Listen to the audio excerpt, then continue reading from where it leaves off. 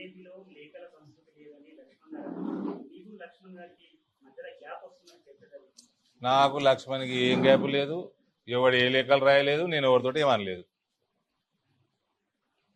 నేను చిట్ చాటే చేయ. First of all నేను చిట్ చాట్ చేసినానే 9 ఏళ్ళలో ఎన్నడన్నా చిట్ చాట్ చేసినా?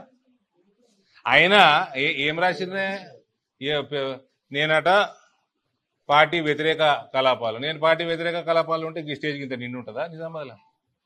ఇక నేను పార్టీ వ్యతిరేక కలాపాలు చేస్తే మరి పార్టీకి అనుకూల కలాపాలు ఓటు చేతుడు తెలంగాణ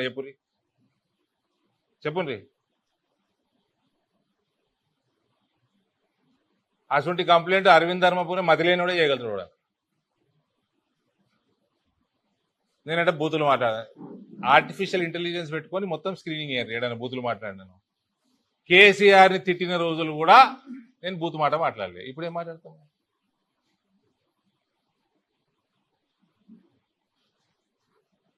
ఎవరు ఏ లేఖ రాయలేదు, నేను ఏ చిట్ చాట్ చేయలేదు. నా చిట్ చాట్లు కూడా గిట్లనే ఉంటాయి, మైకుల ముందరనే ఉంటాయి. చూస్తలేరా మీరు? అందరికంటే దగ్గరగా ఇందూరు మీడియా చిన్న మీడియా కాదు కదా. ఈ రాష్ట్రంలో అన్నిటికంటే పెద్ద జిల్లా ఇది. సైజులో పెద్దదే, పొలిటికల్ కూడా పెద్దదే.